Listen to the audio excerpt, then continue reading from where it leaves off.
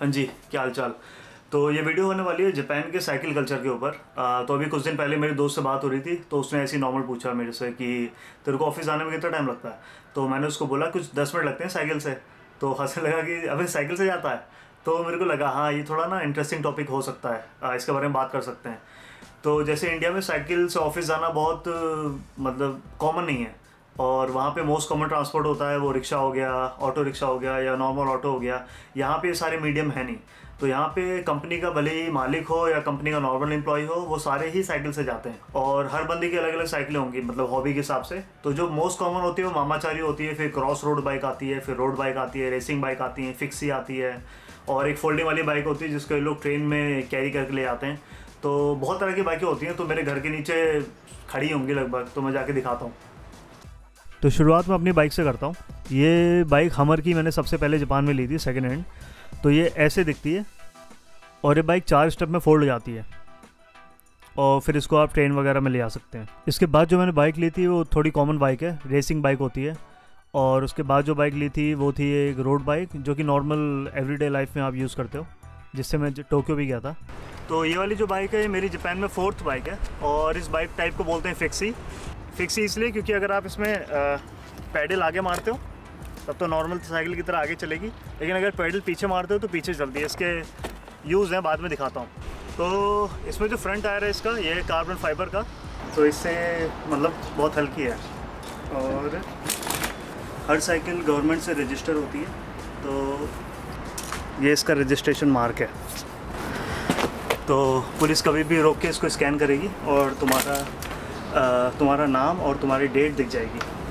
और तरह की जो बाइक आती हैं जापान में, उनमें से एक ये है क्रूज़र बाइक, और एक ये होती है मामाचारी, जिसको इंग्लिश में बोले तो मॉम्स बाइसिकल। इसी मामाचारी में एक ऑप्शन आता है, इसमें बैटरी लगती है, और उसमें बैटरी लगाने के बाद तो उसमें बहुत कम ताकत लगती है, पहाड़ों पे उड़े डोलो। इन साइकिलों के अलावा भी जापान में और भी साइकिलें हैं, जैसे इन पर नज़र डालिए।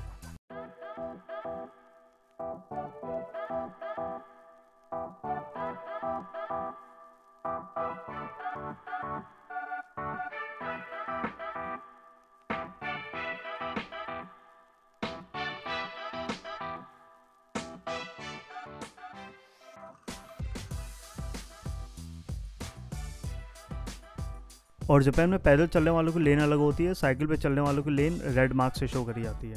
क्योंकि जापान में साइकिल लोग बहुत चलाते हैं, तो यहाँ पे साइकिल की पार्किंग बना रखी है, जिसमें आप जैसे ही टायर लगाते हो तो आपका टायर लॉक हो जाता है, और वो घंटे या 2 घंटे के हिसाब से वो लोग आपको चार्ज करते हैं। और अगर आपने इलीगल पार्किंग कर रखी है जैसे इन सब सड़कों पे, तो आपकी साइकिल पे लगेगी पर्ची, जो कि मेरी साइकिल पे लगी थी, और उसके कुछ 2500 येन देने पड़ते हैं, और फिर उसे जाके आप छुड़वा लो। मैं दिखाता हूँ कैसे छुड़वाते हैं।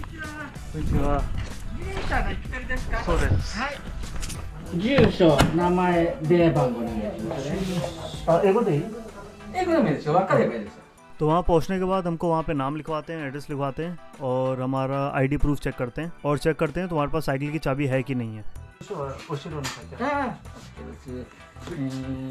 जापान में बहुत सारी इलीगल पार्किंग पकड़ी जाती हैं, और हर साइकिल का देना पड़ता है 2500 रुपये।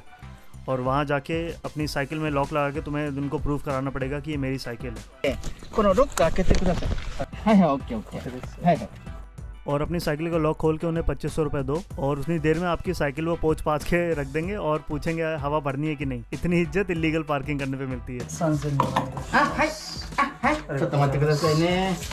सस्ती से सस्ती अगर साइकिल जापान में देखोगे तो 5-6 हज़ार येन की मिल जाती हैं सेकेंड हैंड शॉप पे, लेकिन यहाँ पे साइकिलें 10 लाख येन की भी मिलती हैं, वो भी डिस्काउंट के बाद।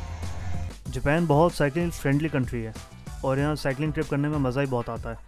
जैसे ना कोई तुम्हें गाड़ी हॉर्न मारेगी, तुम्हारी साइकिल की लेन अलग है, सिक्योर है, कोई एक्सीडेंट नहीं है, और end of the day transportation with zero pollution, वो तो है ही।